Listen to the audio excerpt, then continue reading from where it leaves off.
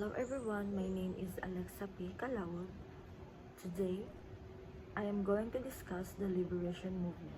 So, what is liberation movement? A liberation movement is a political and social movement that seeks to achieve the freedom and independence of a group, region, or nation from oppression, colonialism, or unjust political rule. These movements often arise in a context where groups or populations feel marginalized, oppressed, or under foreign domination.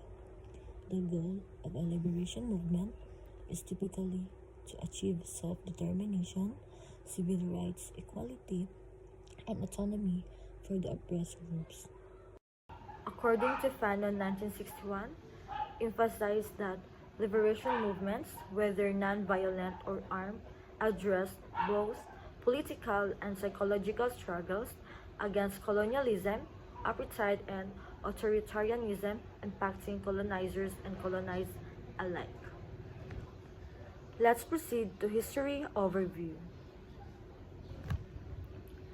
20th century national liberation leaders drew inspiration from earlier movements, notably the American War of Independence and the French Revolution, which advocate citizenship and democratic governance, encouraging colonies in Asia and Africa to seek self-governance and liberation from colonial powers.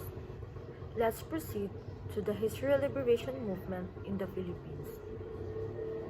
Spain colonialized the Philippines from 1565, leading to exploitation and revolts culminating the Philippine Revolution of 1896 and independence of 1898.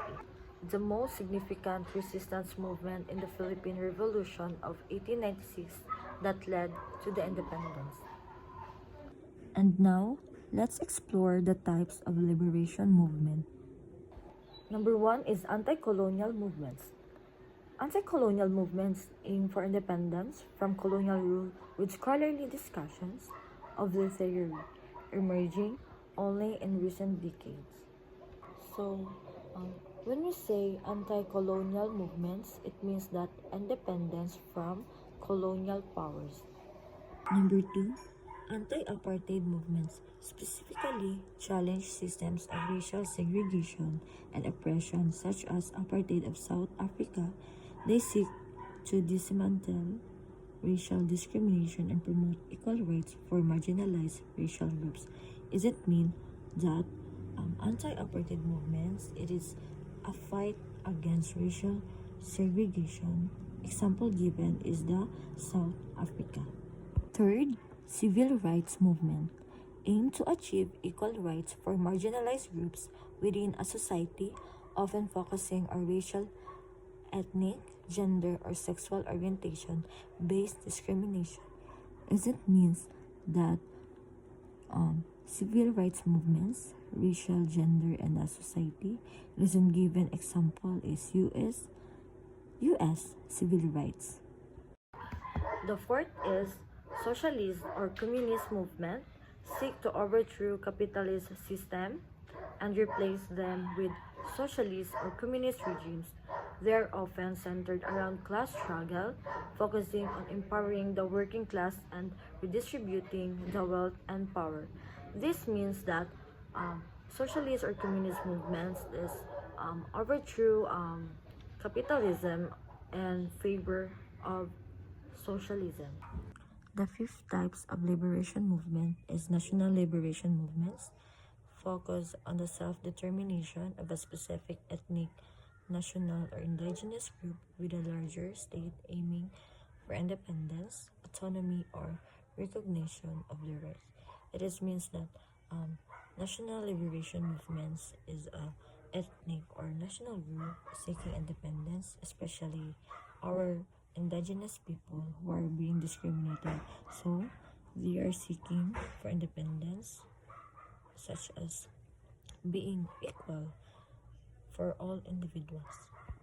Feminist movements aim to challenge gender-based oppression and inequality. Their goals include achieving gender equality, ending patriarchy, and promoting women's rights. It is means that when we say feminist, it is women. Um, it is feminist movements is aiming they are being equal rights of all women. Next is the indigenous rights movements to protect and advance the rights of indigenous peoples, including their land rights, cultural preservation, and self-governance.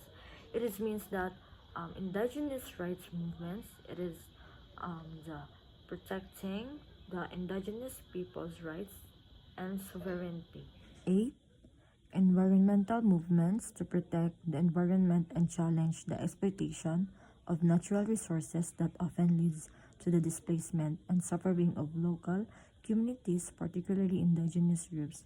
It is means that environmental movements is a protection of the environment and sustainable practices for them. 9. Labor movements focus on improving the rights and conditions of workers. Their goal is to protect labor rights, ensure fair wages, better working conditions, and secure labor laws. So, labor movements, it is a workers' right and fair labor conditions. Next is LGBTQ plus movements to achieve equal rights, recognition, and protections for LGBTQ plus individuals and challenge societal norms that discriminate based on sexual orientation and gender identity. 11. Religious liberation movements to secure religious freedom or protect religious minorities who face oppression or persecution. Some movements are also focused on the establishment of religious states or the implementation of specific religious laws. And the last is anti-dictatorship or pro-democracy movement. It is focused on overthrowing authoritarian regimes and establishing democratic governance based on fair elections and civil liberties. Contribution of liberation movement to development. The liberation movements of the 20th century played a pivotal role in the development of many nations, particularly in Africa, Asia, and Latin America. These movements, which sought independence from colonial rule, contributed political, social, and economic and cultural transformation. Franz Fanon's work, which the Reach of the Earth's 1961 provides deep insights into the struggles faced by the colonialized people and the development challenges post-independence nations would encounter.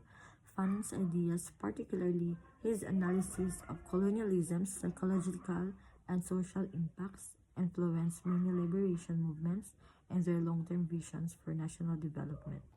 Contribution of liberation movement to development.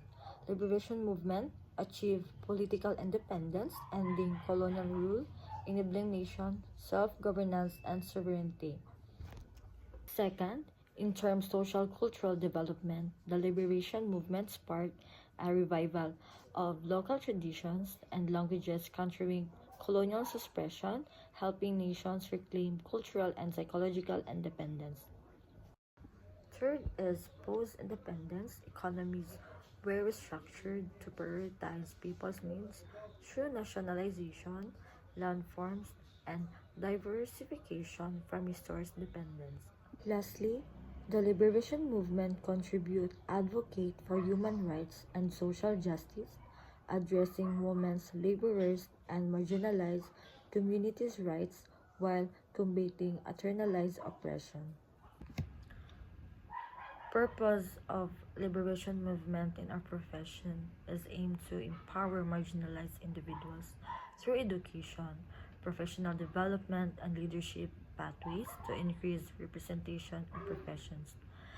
And according to Haley 2008, liberation movements foster global solidarity among social workers who acknowledge interconnected justice struggles.